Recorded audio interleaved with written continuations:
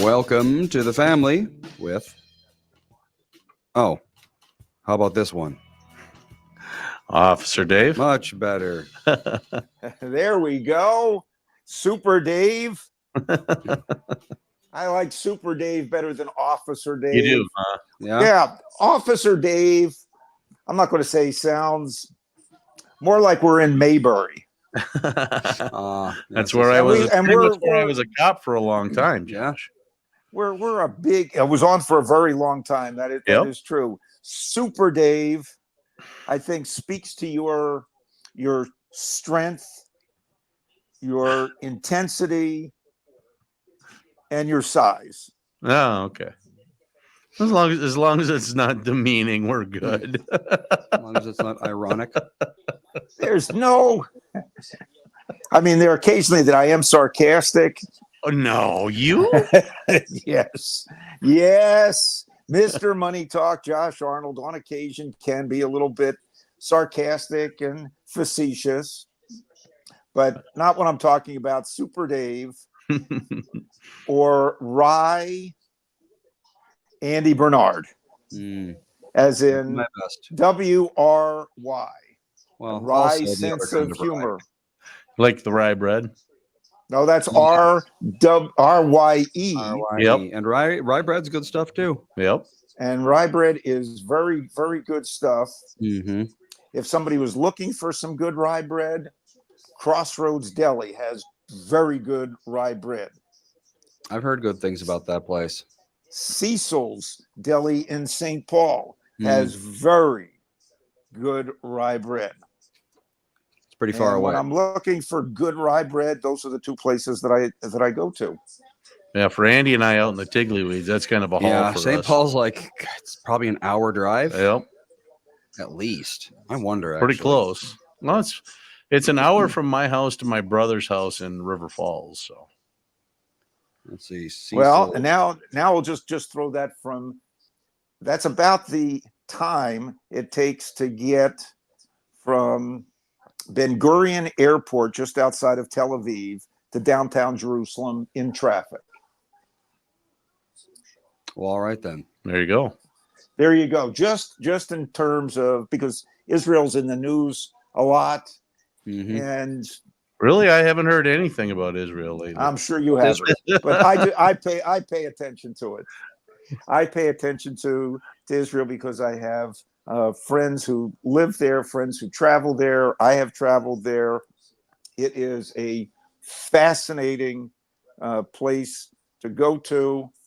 And if you haven't been, that is a place that I would put on your bucket list, so to speak, to go to. My wife would be big on going to the Holy Land for sure, but I'm deathly afraid of 8 hours in a flying tube. Yeah, that's a long. For a guy I'll tell you what.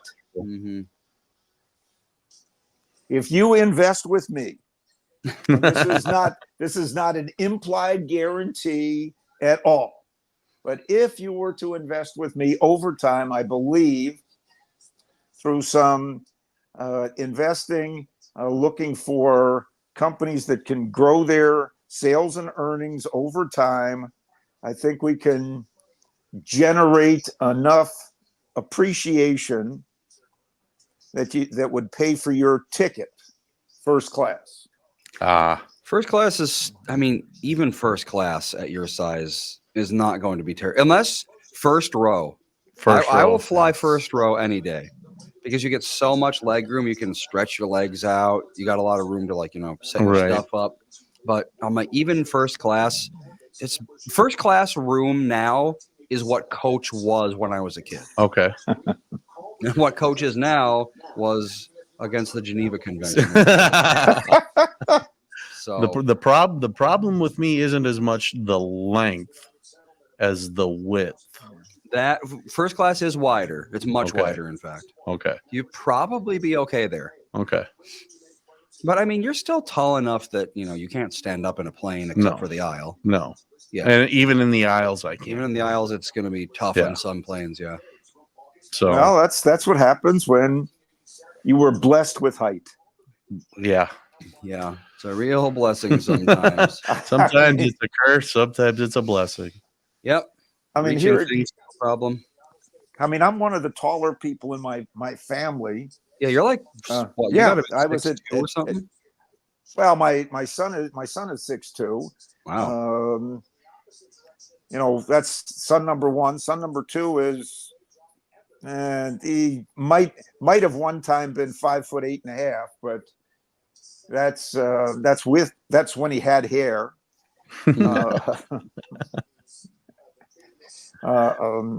know, but at one time I was 5'11", but never could get to 6 feet. Oh, I thought you were taller. Nope. Maybe I just try. One of the things that I told Super Dave last week was we were leaving the place. I feel taller when I'm around Super Dave, and even I feel taller when I'm around you because I'm forced to stretch my spine a little bit more.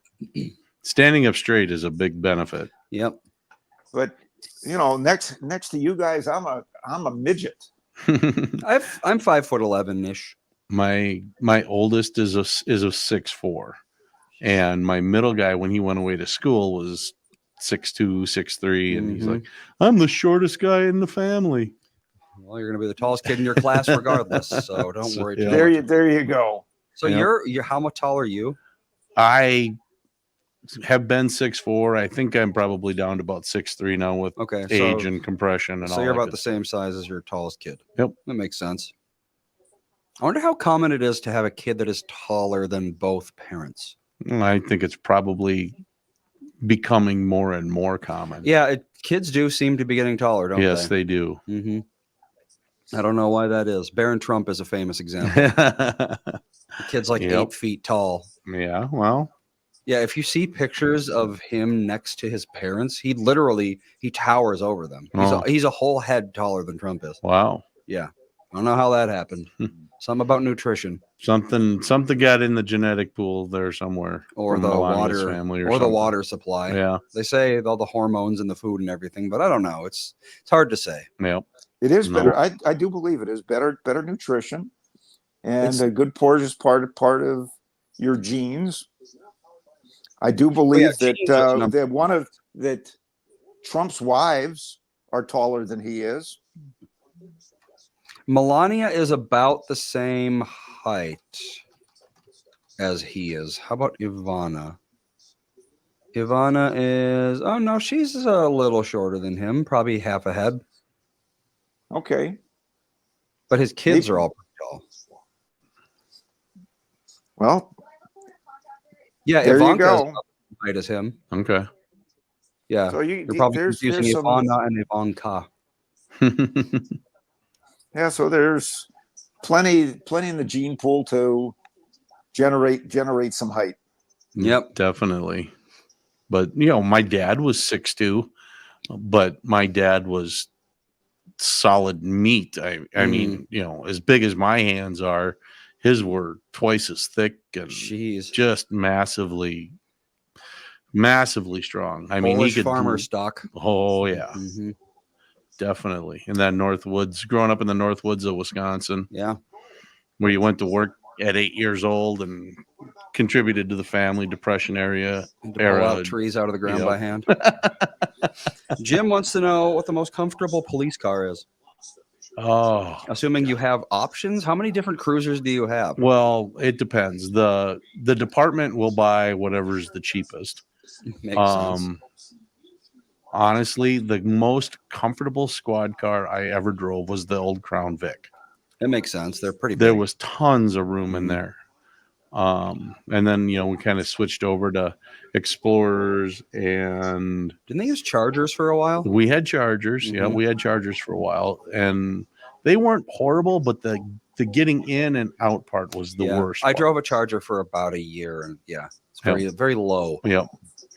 And then you put, you know, a vest on and belt on and all that other stuff. And you run out of room really quick. Do they make the Crown Vic anymore? No, they have not for 13 years. Yep. Huh. But it was cheap. It was easy to fix and could hold up to a nuclear blast, I think, some of them things. Yeah. But yeah, no, I had a 2011 Charger for a while. I think that was the fastest car I've ever driven in my life. Yeah, I liked trying to get up sloped driveways in the winter. It wasn't fun, was it? Sometimes I had to park on the street. I was like, I can't get Yep. home. I'll just walk up my driveway. Yep. That, and then they went to the Explorers, and the Explorers were a little better, a little more room. But again, it's still that slide my big wide rear end in and out is the hard part. Yep. Even with all the gear on and whatnot on. Josh, can you turn the TV off in that room? The TV off. Let us do that. You probably can't hear it because you have headphones in. Yeah. Still there. There we go. Better? Nice and quiet. Now we don't hear it going. Can't hear the TV, and there's no Jude snoring in the background. So it's the quietest the show's been in a while. Yeah, people are starting. My mom's dog Jude he's got pneumonia now. Is it pneumonia? It's graduated to pneumonia, so they're going to put him on antibiotics and etc. So, but he's always been a very loud snorer, but it's much louder lately. So people are starting to comment. They're like, you can hear Jude snoring in the background. That's how you know it's the authentic family experience. There you go. It's definitely authentic. Definitely authentic. Now I'm going to ask you, what do you think? Because we started having earnings this week, and actually we didn't start having earnings this week. It's been ongoing, but this past week, 29% of the S&P 500 reported their earnings. And I'm not going to say they were all over the place, but they were all over the place. Companies that did not report better than expected earnings and or had caution in their guidance and or decided they were going to spend a lot of money were punished. Those companies that we'll say surprised on the upside, guided up, they were well rewarded. When we talk about cars, we had General Motors reporting, and they did a little bit better than expected. Their guidance wasn't so good. Their stock went up a little bit, came down. Not a stock that I would like to be in. They had an adverse effect on Ford. And then there was Tesla, which started the big week of technology earnings. Tesla is considered by many more of a tech company than a car company. I look at Tesla as a car company, and Tesla had some major issues. That's what I hear. Major issues. They missed their numbers, top line and bottom line. So sales were down, earnings were down. They're going to be spending some more money. The stock had been down significantly for the year, like 40%, which is a pretty big hit. That's a big jump. Tech company. And during the conference call, Tesla stock started going up as Elon Musk talked about robo-taxis. And as he talked about robo-taxis, analysts got all excited about Tesla. Oh my goodness, they're going to have robo-taxis. They'll probably come out tomorrow. And what is that going to do to Uber and Lyft? I better sell Uber and Lyft. But we still have a very long way to go till you get robo-taxis. So Uber and Lyft are still going to be in business. My question to you, since I had this question, Super Dave, about what is your favorite police cruiser? Have you driven a Tesla? And what do you think the likelihood of cities using Teslas for police police vehicles or even emergency response vehicles? Well, I have never driven one, Mm-hmm. and I don't see me ever driving one. I know Eden Prairie has one. Okay. Squad car. I would be rather nervous taking that and getting into a pursuit or anything with that. Simply for the fact that when you're putting that much power to the ground, your battery life is dwindling very rapidly. I don't know how sustainable it is. We talked a couple of weeks ago about how whenever the squad car gets to 3/4 of a tank, we're topping it off because you get in that situation where all of a sudden you're burning a ton of gas, and next thing you know, you're SOL because you're out of gas. Well, these days the Teslas they have up to 400 miles. Is it up to 400 now? There's a specific the Model S long range gets up to 400 miles. So, I mean, it's more than my car gets, I think. Well, it's about the same as my car on a full tank. But now how long does it take to charge that when you let's say I'm a Green Bay Packer fan, all right, and I go to one football game in Green Bay every year. How long does it take to charge it? You drive it over to Green Bay, 300 miles. How long does it take to charge it to drive it to 300 miles back? Yeah, that's the thing. It depends because there's 3 different levels of charging when it comes to electric cars. Because we just got a hybrid minivan. Okay. So we're all familiar. We're familiar with the charging levels and everything. So level 1 charging means you just plug it into an outlet, and you get standard mains power, same that powers anything in your house. That is incredibly slow. Our minivan, it has a battery. The range is only 30 miles. Okay. So it's for city local driving, which is all we need it for. And honestly, we barely ever kick the gas engine on because we rarely go more than 30 miles in a day. Right. But 30 miles takes 12 hours to charge. So yeah, we have to charge it overnight, and it's good for the next day. So that's fine for us. But if you can imagine a 400 mile battery, it would take days. It would take a week to charge. Yeah, level 1 charging, if you're talking about just plugging it into an outlet, it's worthless when it comes to electric cars. Right. Don't even bother, to be honest. And see, I'm not opposed to hybrids as much as I am all electric. Yeah, I like the hybrid thing. My son's got one of those Ford Fusion hybrids, and he never drives. Exactly. He works from home. He occasionally has to go into work if he's training somebody else in or needs something to do something at the office. But I'm all for something like that because they have the regenerative braking and all the cool stuff. But that's, for me, what I would use it for. I don't know that I would ever get I still like to hear my V8s. The first time we got in this new car, we were like, why isn't it turning on? It did turn on. It just completely silenced. So it's weird. Yeah. But looks like a Model S with maximum charging, which would be like the special Tesla charger you can get installed in your house, or you pull up to certain Targets have them, I think. You see them every once in a while. Still takes 7 hours to charge. Ooh.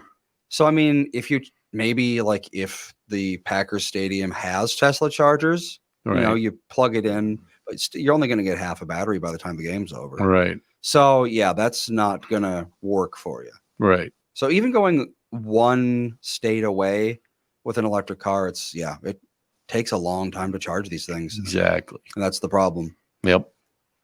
No, I was coming home from school the other night. It was a cool night, and I didn't even turn the radio on. I just listened to the engine. It was so beautiful.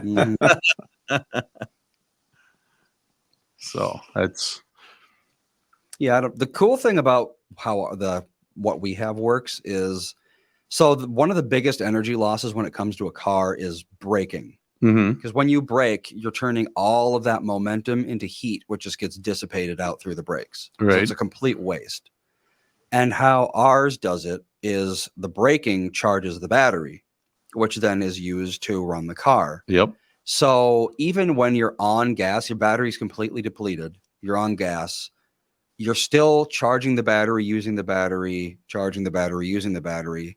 So you're still getting like 36, I think, miles a gallon on just gas in a gigantic minivan. Right. So that's cool. that's the way to go, because my little car gets like 34. That thing's pretty small and it's very efficient, but it's still that braking really. That makes it that regenerative braking makes a huge difference. A huge difference. And I'm a fan of that. I've got I know a guy who's got a few Porsche 918 Spiders, and he drives them out in the mountains. He drives them all the time. And he says he was getting out of gas and out of battery, so he ended up pushing the car to turn it around and rolled her back down the mountain to recharge the battery to get it down to get gas. Well, yeah, I guess that works. It worked for him. So yeah, but the problem is, of course, it adds $10,000 to the upfront cost. Exactly. So you have to weigh the good, but you get a $7,500 federal credit. So I mean, so you're actually only paying another $2,500. Yeah, we probably paid like an extra $2,500, $5,000 over a regular Pacifica. And see, I would have probably on my truck gone diesel, but I couldn't justify the $8,000 cost to go to the diesel engine. Is it that much? It was that much to get the biggest diesel engine over the biggest gas engine. We had a diesel truck when I was a kid. Yeah. Very loud, very smelly. And see, they're not like that anymore. No. Well, this was 30 years ago. Yeah, so, exactly. No. Yeah. And talk about power. That's the thing is diesel is a very high power fuel. Yep. I don't know why they went over to gasoline. There's got to be some reason. I think because gasoline is harder to make than diesel, I believe. Yeah. Diesel's easy. Yeah. So it's like, how is it more expensive and more rare? But the way it burns, I'm sure you never know. Yep. Used to be cheaper, but not anymore. It used to be the cheap fuel, and now it's the expensive fuel. So it's because it's not made as much anymore. Supply is very low. Right. Because it's like, how often, when's the last time any of us have bought diesel? I cannot. The last time I was with my number one son, because he's got a diesel truck. No, there you go. But it's still not something you do on a daily basis, or even a probably yearly basis. No, it's when you're driving with him, it's okay. Which gas station might have cheaper diesel fuel? Right. And it's not by much. Yeah. No, it's I'd 100% go diesel if I could again, but that $8,000 at the time was cost prohibitive. Yep, and you're not going to get any federal. No, they're not going to give rebates you any on diesel. No pats on the back from the government for that one. So speaking of federal mishaps, Josh, I'm guessing you're not a fan of the potential increase in capital gains tax coming up. No. Yeah, because he wants to go up to 45 or something almost. Oh, even if it goes, I think that there has been talk to raise the capital gains tax back to ordinary income rates. And if you raise it to ordinary income rates, depending on your income, and you max out both state and federal, you can get close to 50% tax on that. So Biden's proposal is a 44.6, very specific number, capital gains tax federally. And that's just federal. So some states also have capital gains tax. So basically, capital gains would become basically useless for most people. Well, it's not only basically useless; it really defeats the purpose of taking capital gains. Well, exactly. Anytime you raise the tax rate, you get less of it. And part of raising capital gains taxes is to punish, and I do believe this, It is to punish those people who have had success in creating a business. 100%. Because, and this is just a personal feeling that I have had. So it's a feeling and emotion more than anything else, that this particular administration, or most Democrats that I have talked to, are not pro-business. They are pro-government. Right. And government does not generate any, I'm not going to say they don't generate any revenue. They don't create any revenue. It's all purely managerial, basically. It's we collect money, and we redistribute that money after we take expenses out to pay for, we'll say, salaries, administration, but there is no wealth creation from the government. Many in the government will say, well, we create a lot of wealth by our laws, and we encourage through our laws people to save and invest in certain ways. But when you raise the capital gains tax, and and again, this is pushed because it's unfair that there are people like Warren Buffett, Jeff Bezos, Elon Musk, Donald Trump, Tom Bernard, Josh Arnold, who have built businesses, small or large, and they have accumulated some wealth through, we'll say, stock ownership, because that's easy to see. Oh, look at that, Elon Musk or Jeff Bezos. Jeff Bezos is probably richer today than Elon Musk, as Elon Musk value of his stock went down. How would this be? Mark Zuckerberg, when Meta reported their earnings on Wednesday night, they did pretty well, but Meta said we're going to be spending up to $40 billion to develop out our generative AI. And the market said, that's a big raspberry. And Meta stock, also Meta owns Facebook, Instagram, Reels, WhatsApp, and a few other properties. Meta stock dropped $75 a share. At the end of yesterday, Meta was only down 10%, but Mark Zuckerberg lost $16 billion of net worth when the stock dropped that much. That's a significant amount of money. Yeah, it sure is. I mean, anytime you say B, that's a significant amount. Yes, I would say even T sometimes, not in trillions, but in thousands. That can hurt people. My point of this is, you raise taxes on capital gains, people will hold on to. They'll hold on to their stocks. They'll hold on to their real estate. They'll hold on to their businesses, and the government will not collect the money that they thought that they would collect in order to fund some of their programs, because it's only fair that we, quote unquote, level the playing field so that everybody has the same opportunity for money. Now, there are going to be people who say, oh, we've got to vote this way for higher taxes on the wealthy. And then it comes to somebody selling their house. And they've got to pay tax on that. And, oh, geez, we're in a different tax bracket altogether. Or maybe somebody has a small business and they go to liquidate that business or sell it to somebody else.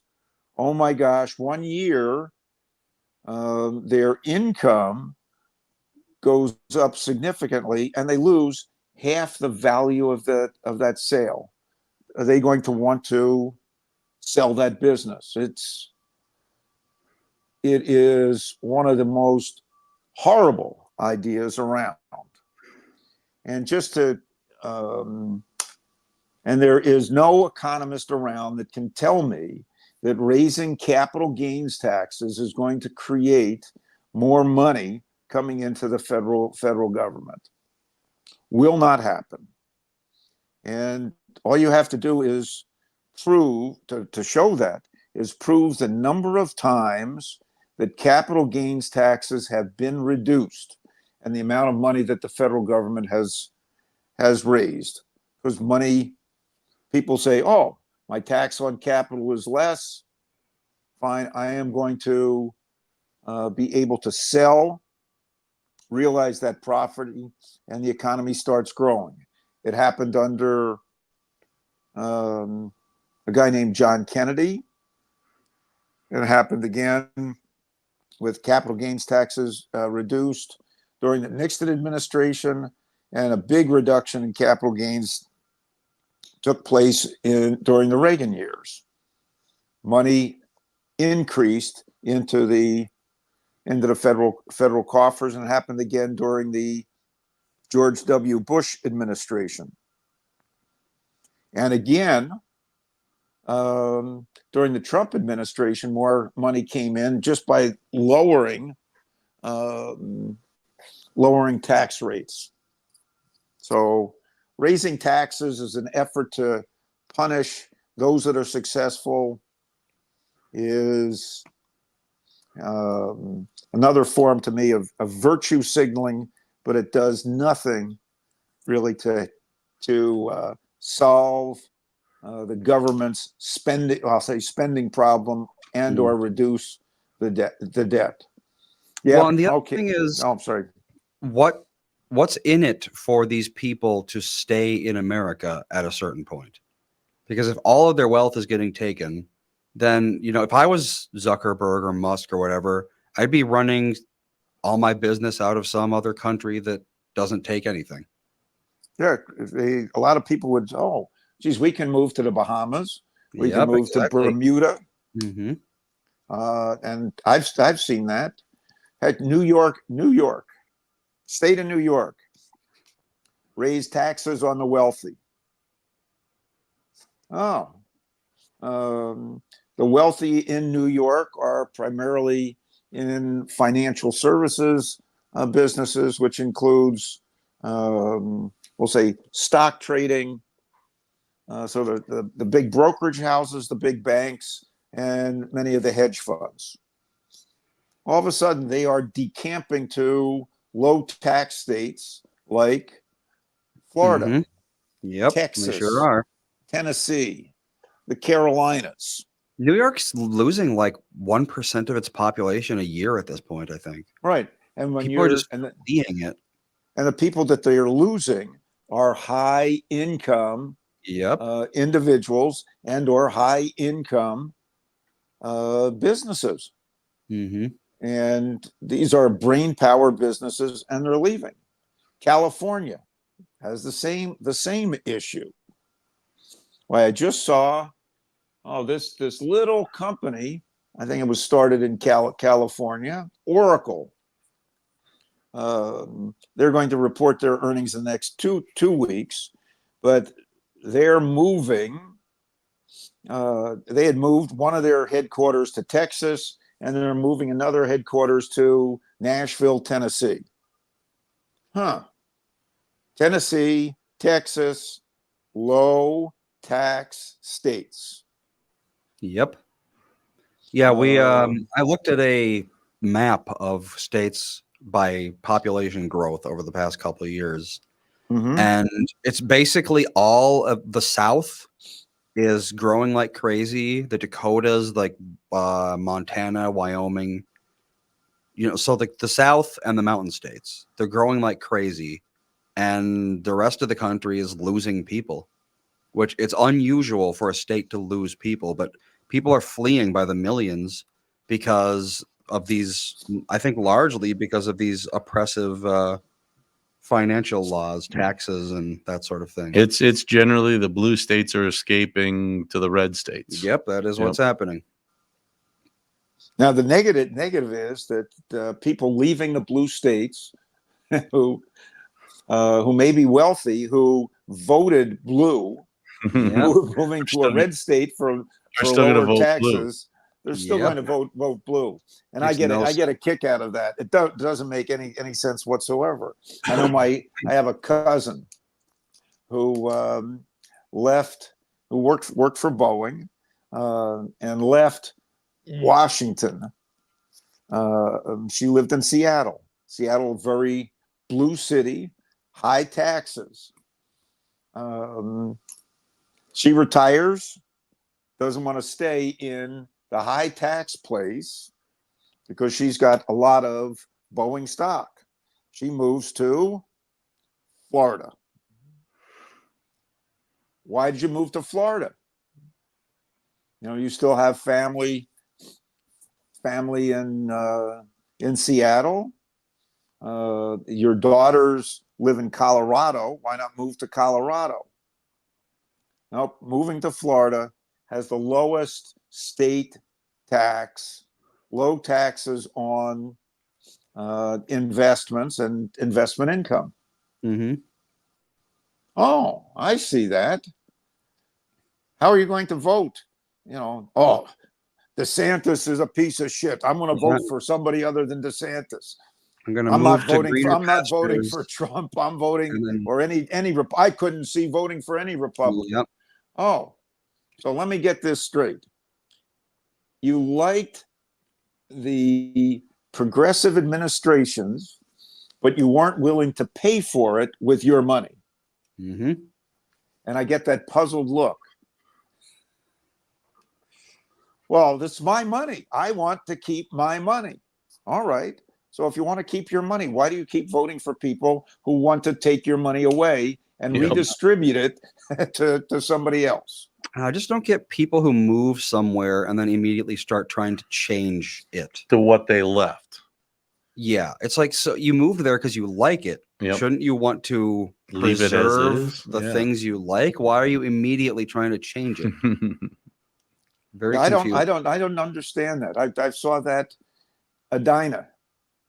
You know, I know every day I need attention, but you know, I moved to Edina from Minneapolis. One, it was changes at the time that Minneapolis was making with schools. So they were in my little district of Southwest Minneapolis. They were closing elementary schools, and they were big on busing kids from Southwest Minneapolis to North Minneapolis for because it was only fair. I'm thinking, you're going to bus kids minimally 45 minutes each way. An hour, you're going to put a kid on a bus for an hour and a half a day? For what purpose? And then there was the issue with cleaning the streets in the winter, snow removal. And I walked over a few blocks in the winter, and geez, the Edinas, they were collecting snow with garbage trucks. The snow fell, and they were collecting it. Don't even have to shovel. We just have back up the truck anyway. Throw that snow in the garbage. So I moved across. Well, they moved across France Avenue to Edina, but it was, we'll say schools and snow removal more than anything. But I also found that I got more house for the money, and my taxes, property taxes, at that point were a quarter. And there were a few other positive things with that. And Edina was more red at that time than blue. Well, as other, I'll say not my neighbors, but other people we knew who were extremely liberal. Extremely liberal. When their kids got into Minneapolis city schools, they started saying, oh, we don't want to be here. Too many issues. Our kids are being bused. There are too many other problems. And oh, by the way, our property taxes are going through the roof. They moved to Edina. Edina has gone from, we'll say, red to purple, and in some parts of it, of Edina, very, very blue.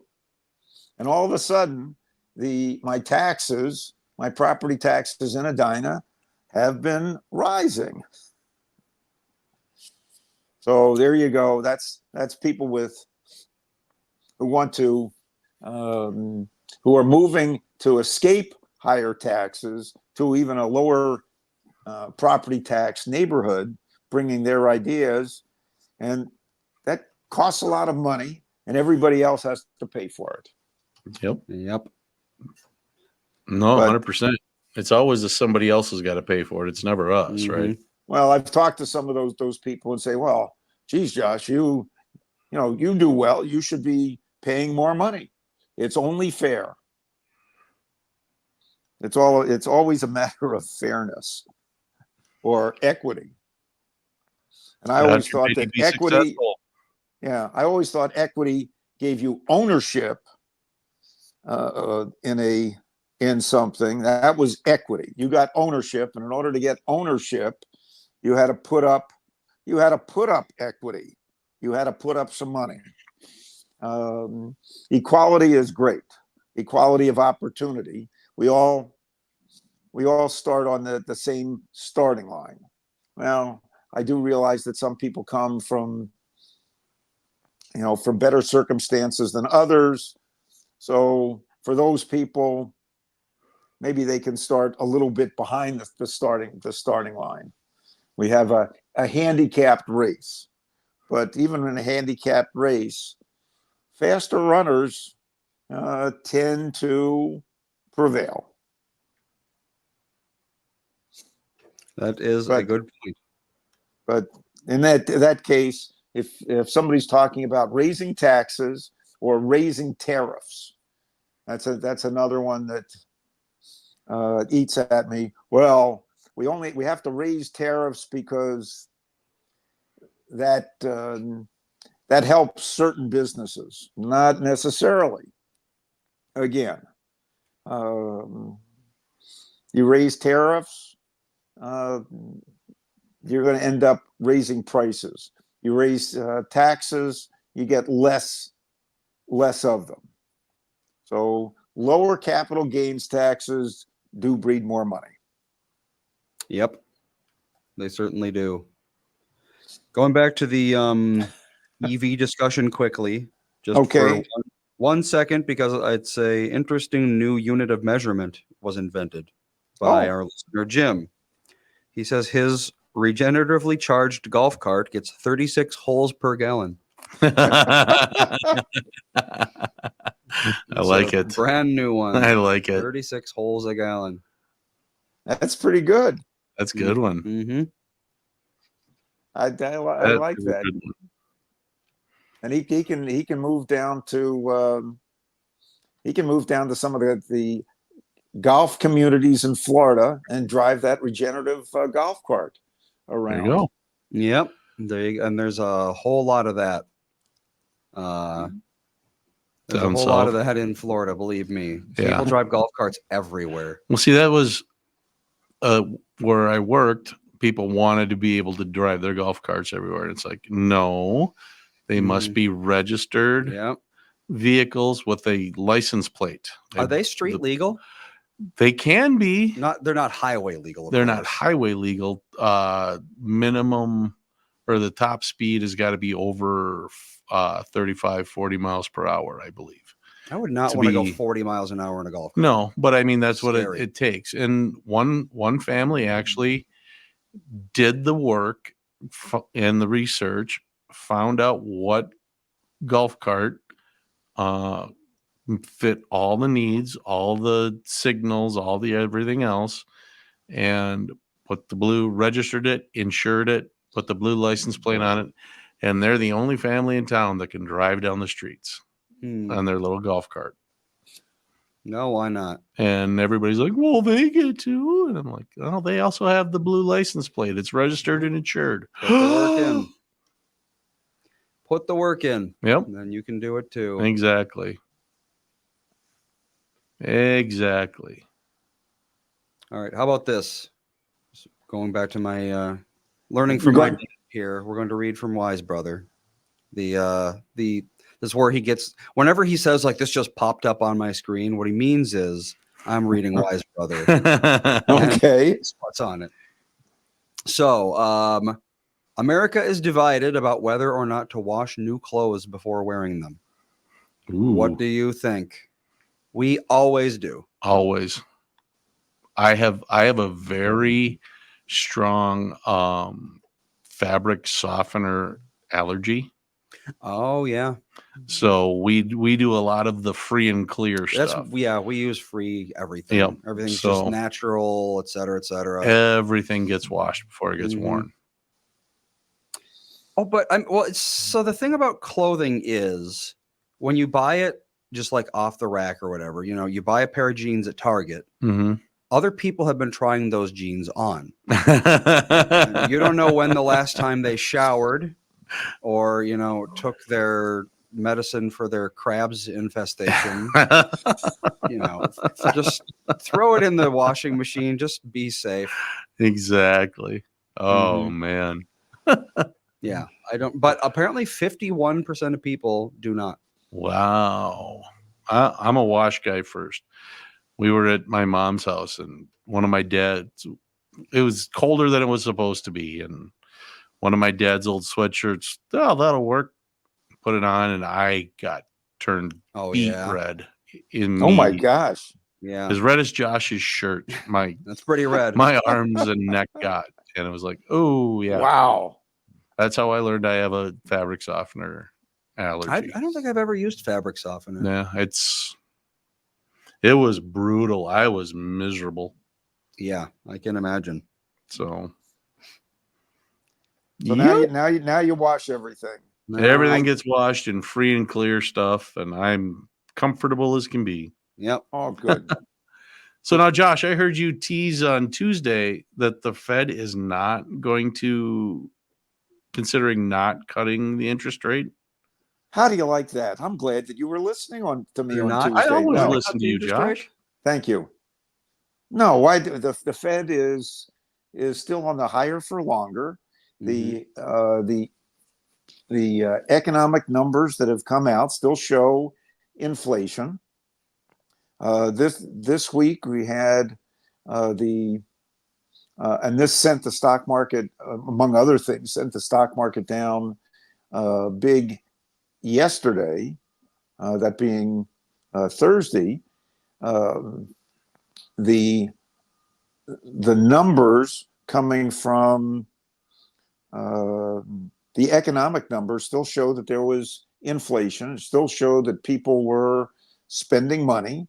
It still showed the gasoline was up. The personal consumption expenditure index was up higher than the Fed likes. So inflation is not really coming down. The only thing in economic indicators that might be positive is the GDP number came in below expectations, only up 1.6% versus estimates of 2.5%. And consumers were spending a little bit less money. So consumption was down, but the inflation number is still up. And Fed governors have been talking about not just not cutting rates. They're now talking about increasing rates because inflation is still sticky. Plus, the employment number is, I'll say, unemployment is still low, even though the jobs participation rate is at 62.5%. So a lot of people have chosen not to work or not part of the workforce. So the unemployment rate is down and wages are up. So if the Fed is saying we really don't need to cut, number one, and number two, we're going to hold off cutting until the data shows that inflation is down at our 2% target rate. So the likelihood of that happening this in the next 8 months, I think, is pretty low. So I think the Fed is going to continue jawboning on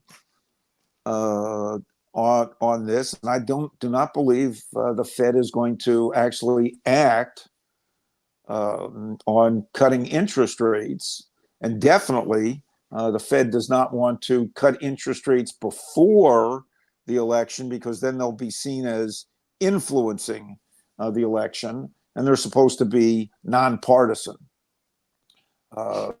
So after the election, should inflation be close to 2% and or the economy has stalled out? So instead of the GDP number being at plus 1.6%, if the GDP number is, I'll say, at 0.6% or minus 0.6%, then the Fed might act. But I don't see the Fed acting at all on cutting rates.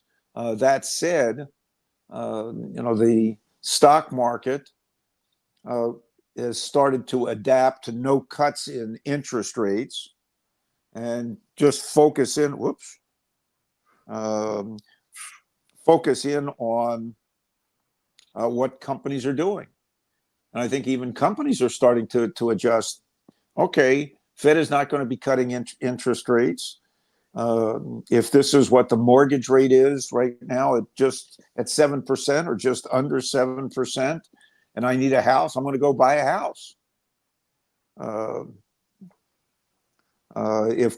If companies need to borrow money, they're going to go out and borrow money at whatever the rate is. We'll say it's at 4.5%. Mm-hmm.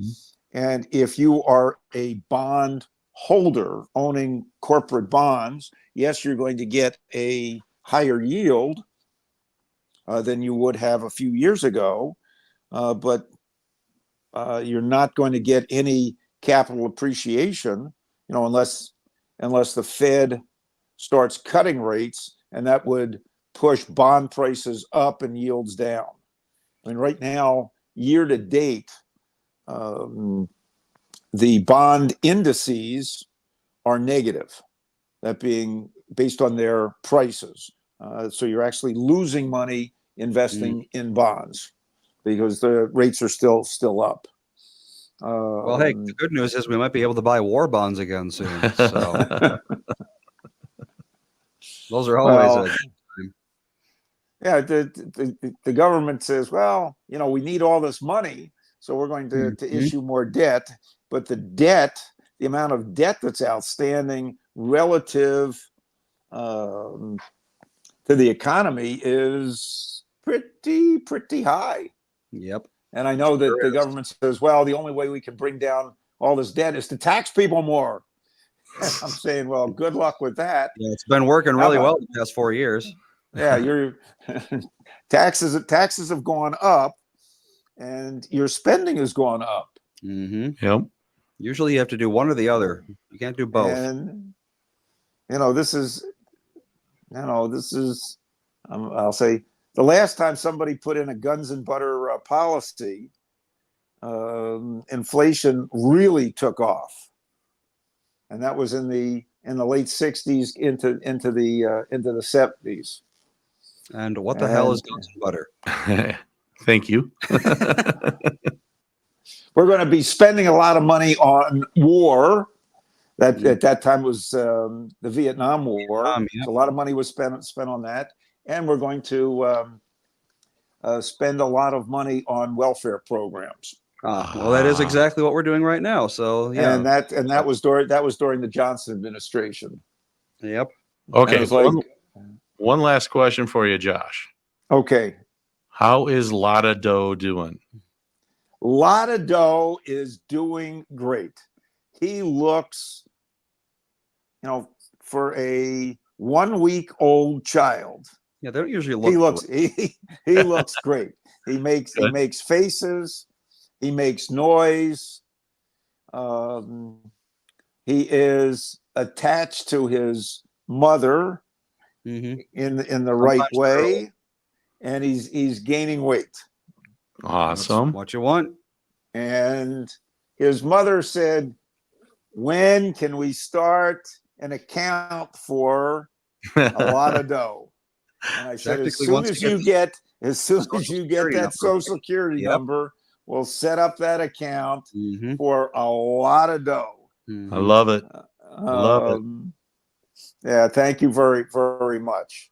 He's got 10 figures, 10 toes. 10 figures. Wow. Or 10 figures. Yeah, he's got 10 fingers. That's it. He's going to have. That's why we call him a Lotta Doe. Yeah, 10 figures. That's a pretty good amount of dough. Now, for me, a lot of dough sits between my elbow and my fingertips. Nice. Yep. So when I held him that way, my daughter went ballistic. You can't hold him like that. You can't. I said, girl, I held you like that. I held your brothers like that. He's not going to fall. He is fine. Fine. Yep. No, so we're all happy. We're all happy to have him. When our kids were born, they all fit between my wrist and my elbow. Yep. Well, see, I told you, you're bigger than I am. I'm just a shrimp by comparison. But it's great. It's great to see him, and it's great to see my daughter and son-in-law and how they're doing. They're with a lot of dough, and they're going to be great parents. Awesome. So we've taken a lot of dough out for a walk in the neighborhood, and we'll do that again.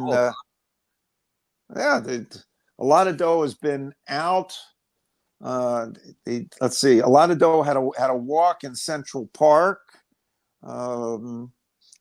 while my daughter and son-in-law were at a postnatal recovery center, which was, I'll say it was up on the upper west side of New York. They live on the lower west side of New York.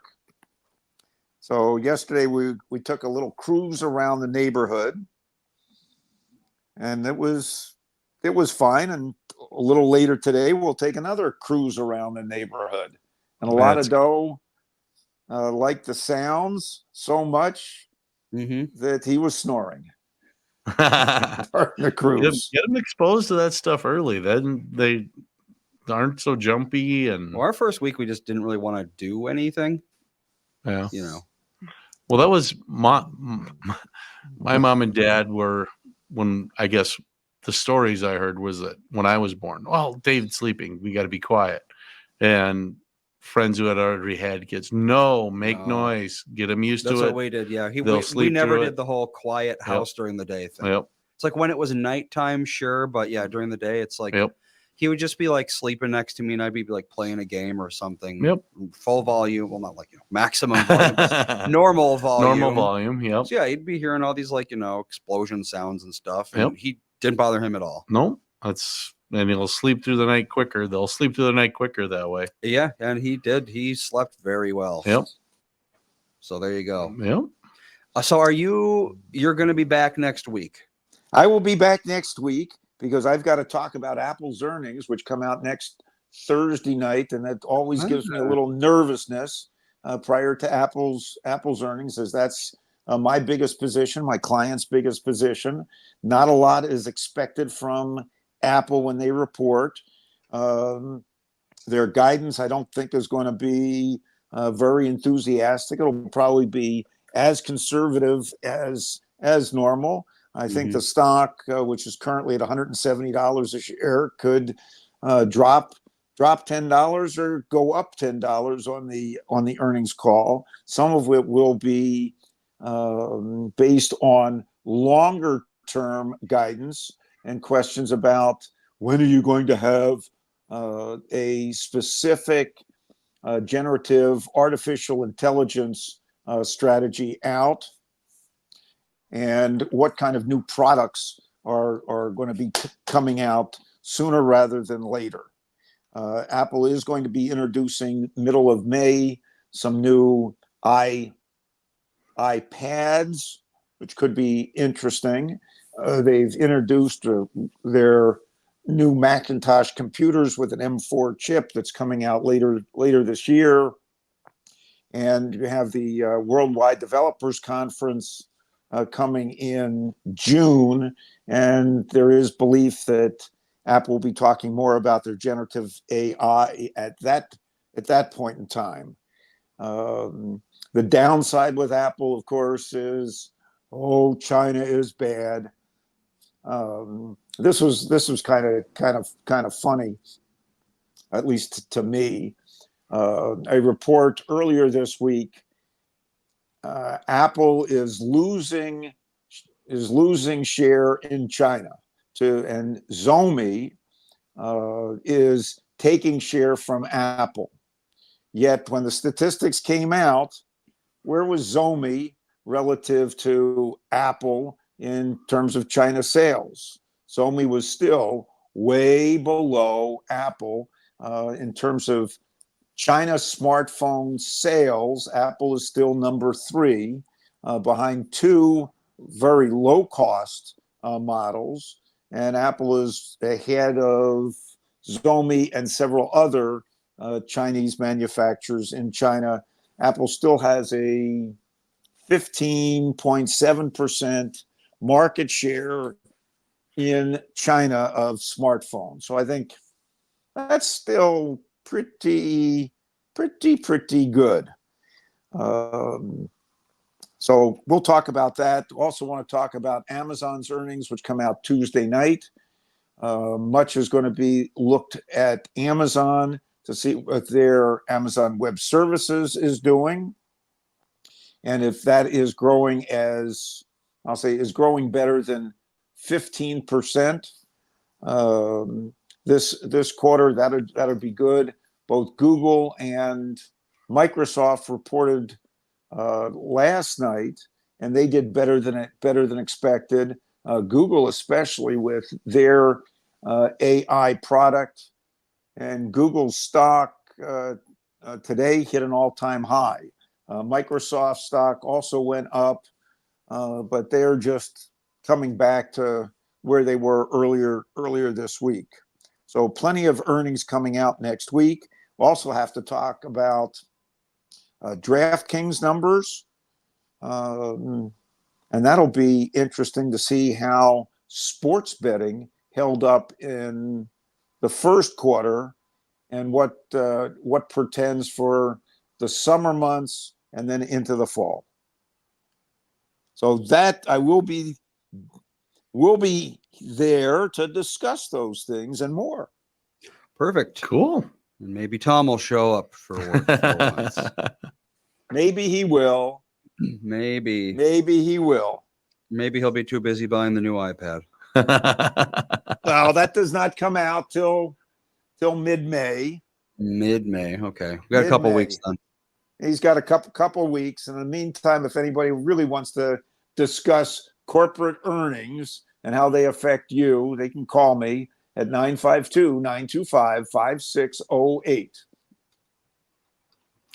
Well, all right. Perfect way to end the show. You got it. We will be back on Monday, and we will see everybody then. See you, Josh. Travel safe. Thanks very much, Super Dave, Rye, Andy.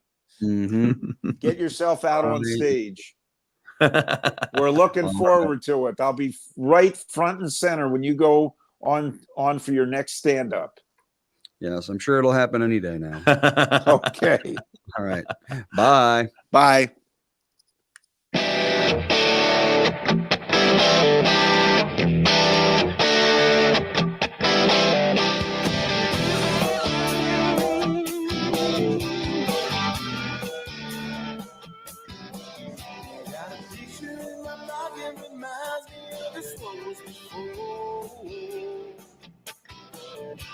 Every time I hear the same, reminds me how you talking my